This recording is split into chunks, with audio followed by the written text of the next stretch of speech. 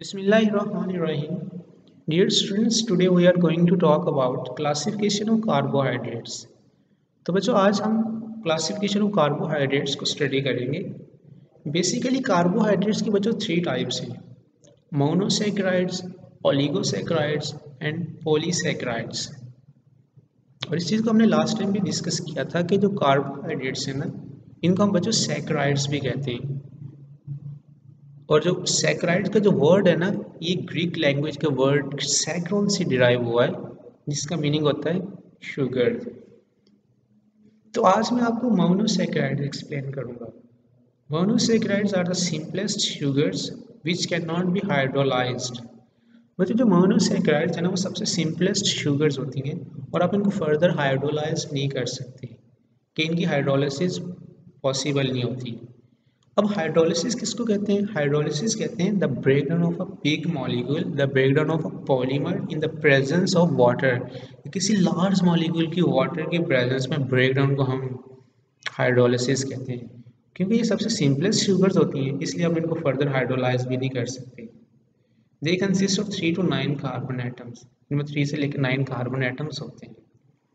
Therefore, they are classified according to the carbon numbers in their molecules as trioses, tetroses, pentoses, hexoses and so on।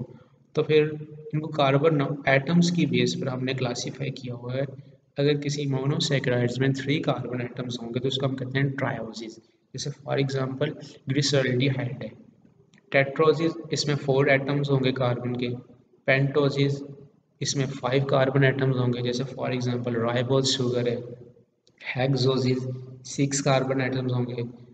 अगर 7 होंगे तो उसको हम कहेंगे हेप्टोसिस।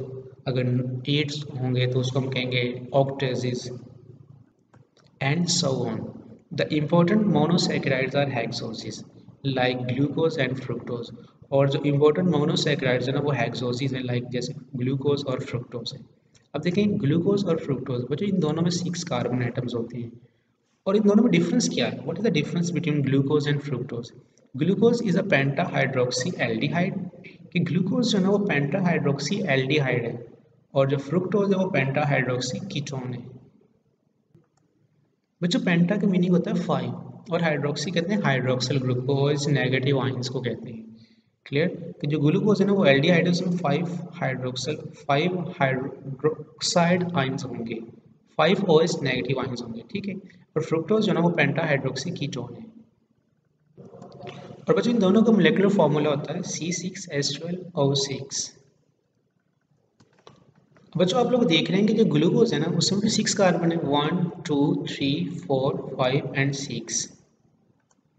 और जो फ्रुक्टोज है ना, उसमें भी 6 कार्बन है, 1 2 3 4 5 एंड 6। और दोनों में डिफरेंस ये, जो ग्लूकोज है ना, वो पेंटा हाइड्रोक्सी एल्डिहाइड है, और जो फ्रुक्टोज है वो पेंटा हाइड्रोक्सी कीटोन है। अब आप देखें कि carbonyl group, carbon double bonded oxygen, उसकी एक साइड पे हाइड्रोजन है और दूसरी साइड पे बच्चों कोई एल्काइल ग्रुप लगा हुआ है, तो ऐसे कंपाउंड्स को हम कहते हैं एल्डिहाइड। और क्योंकि इसमें 5 हाइड्रोक्सिल ग्रुप हैं, 1 2 3 4 एंड 5, तो ग्लूकोज जो है ना, वो फिर पेंटा हाइड्रोक्सी एल्डिहाइड हुई। और जो फ्रुक्टोज है, उसमें आप देख रहे हैं कि कार्बोनाइल ग्रुप की, कार्बन डबल बॉन्डेड ऑक्सीजन की एक साइड पे एल्काइल ग्रुप लगा हुआ है और दूसरी साइड पे भी एल्काइल ग्रुप लगा हुआ है, और इसमें भी 5 हाइड्रोक्सिल ग्रुप है। तो ऐसे कंपाउंड जिसमें कार्बोनाइल ग्रुप की दोनों साइड पे कोई एल्काइल ग्रुप लगा हो तो उसको हम कहेंगे कीटोन। और जो फ्रुक्टोज है ना, वो पेंटा हाइड्रोक्सी कीटोन है। और बच्चों भी आपने देखा है, जो ग्लूकोज और फ्रुक्टोज है ना, इन दोनों के मोलेकुलर फॉर्मूले तो सेम है, लेकिन इनके स्ट्रक्चरल फॉर्मूले डिफरेंट हैं। तो इस तरह के कंपाउंड्स को हम कहते हैं isomers. The compounds having same molecular formula but different structural formulas are called isomers and this phenomena is called isomerism। और बच्चों जिन शुगर्स में एल्डिहाइड ग्रुप होता है ना, इनको हम कहते हैं एल्डोज शुगर। तो ग्लूकोज जो है ना, वो एल्डोज शुगर है, और जिन शुगर्स में कीटो ग्रुप होता है उसको हम कहते हैं, कीटोनिक ग्रुप होता है उसको हम कहते हैं कीटो शुगर्स, और फ्रुक्टोज जो है ना, वो कीटो शुगर है। तो बच्चों अभी हम मोनोसैकेराइड्स की कुछ प्रॉपर्टीज डिस्कस करते हैं। Monosaccharides are white crystalline solids. Monosaccharide जो है ना, वो वाइट क्रिस्टलाइन सॉलिड्स होते हैं। और क्रिस्टलाइन सॉलिड्स आपको पता है बच्चों, ऐसे सॉलिड्स को कहते हैं जिसमें जो पार्टिकल्स होते हैं वो एक डेफिनेट पैटर्न में अरेंज होते हैं, 3 डायमेंशनल पैटर्न में अरेंज होते हैं। तो मोनोसैकेराइड्स जो है ना वो वाइट क्रिस्टलाइन सॉलिड्स हैं। They are soluble in water, ये वाटर के अंदर सॉलेबल होते हैं and have a sweet taste, उनका जो टेस्ट होता है ना वो स्वीट होता है।